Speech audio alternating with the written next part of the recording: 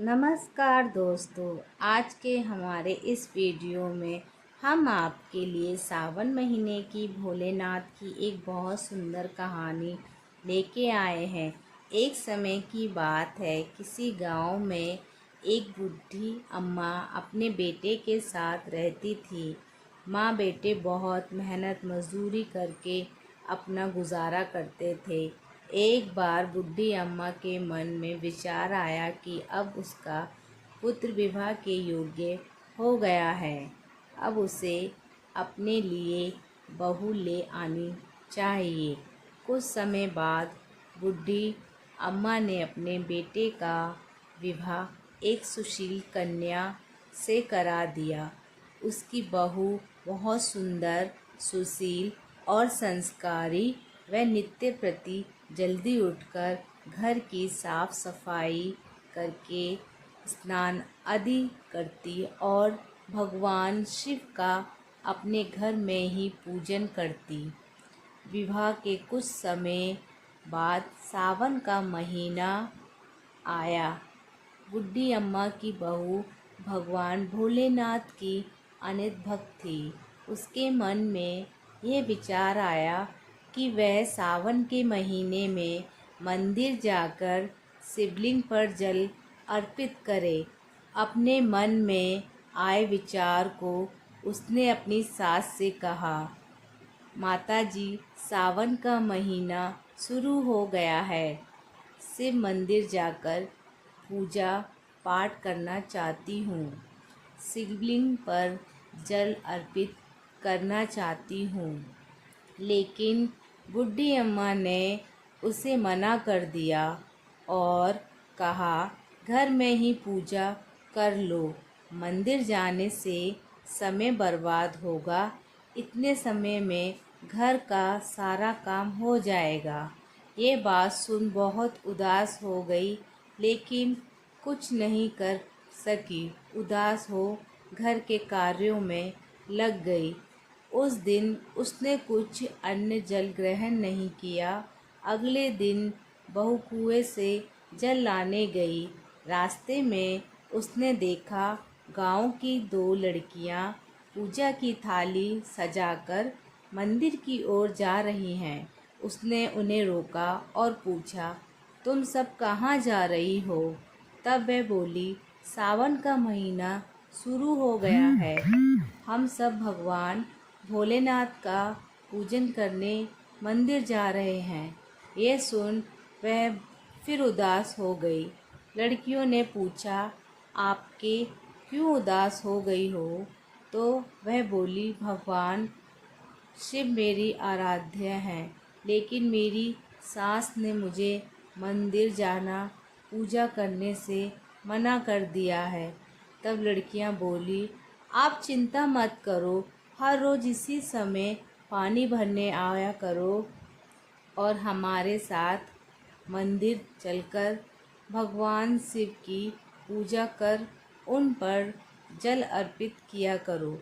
तब हाँ बोली, लेकिन मेरे पास पूजा की कोई सामग्री नहीं है और कैसे लाऊंगी, तो सास को पता चल जाएगा।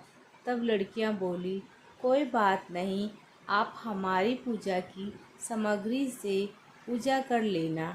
यह सुनकर वे बहुत खुश हुई और रोज़ उसके साथ मंदिर जाने लगी, जहाँ वह शिवलिंग पर जल चढ़ाती और भक्ति भाव से भोलेनाथ की पूजा करती और उनसे कहती, मैंने अपनी सास से ये बात छिपाई है, इसके लिए मुझे क्षमा कर दीजिए।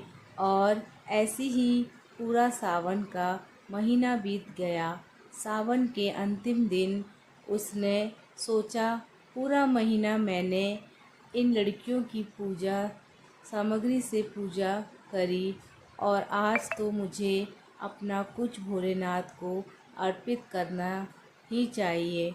ऐसा सोचकर उसने अपनी नाक से सोने की नथ उतारी और उसे धोकर शिवलिंग पर अर्पित कर दिया और पूजा कर घर आ गई।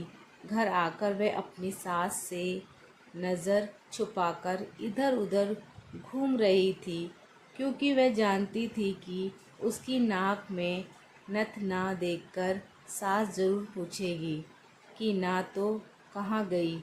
ऐसे ही दोपहर हो गई, तब अचानक सास की नज़र उसकी नाक पर गई और उसने नाक में नथ ना देखकर सास ने पूछा, बहू तुम्हारी नथ कहाँ है? तो वह बोली, माँ जी मुझे नहीं पता, शायद कहीं गिर गई होगी। सास बोली, अच्छा तो ये बताओ कि तुम आज कहाँ कहाँ गई थी, वहीं जहाँ जाकर ढूंढो। वह बोली, मैं सुबह पानी भरने गई थी, तब तक तो मेरी नाक में नथ थी। इसके बाद मैं उपले थापने गई थी। सास बोली, चलो वहीं जाकर देखें। दोनों वहां पहुँचे जहां बहू ने उपले थापे थे। सास ने बहू से कहा, चलो अब ये उपले तोड़कर देखते हैं। दोनों सास और बहू उपले तोड़ने में लग गई। जैसे ही दोनों ने उपले तोड़े, दोनों के उपलों में एक एक नथ निकली। सास बोली, यह तो एक ही नथ थी, ये दो कैसे हो गई? इसके बाद सास ने एक एक कर सारे उपले तोड़ने शुरू कर दिए और सारे उपले तोड़ती गई और उन सब में एक एक नथ निकलती जाए। सास ने बहू की ओर देखा और पूछा, ये क्या माजरा है? तब बहू ने सास से क्षमा मांगते हुए सारी बात उसे बता दी और कहा, ये भाव भगवान भोलेनाथ का आशीर्वाद है। आज मैंने साधना की संपत्ति पर उन्हें अपनी नाक की नथ अर्पित की थी और उन्होंने मुझे इतनी सारी वापस कर दी। सास बहू की बात सुनकर बहुत खुश हुई और कहा, सावन माह में स्नान जाप ताप और दान का इतना महत्व है, तो अगले साल हम दोनों ही मिलकर शिवलिंग पर जल चढ़ाएंगे और पूजा पाठ करेंगे। अगला सावन का महीना आने पर दोनों सास बहू ने नियम से सावन कर पूजन किया। भोलेनाथ की कृपा से बूढ़ी माँ का घर अन्न धन के भंडार से भर गया।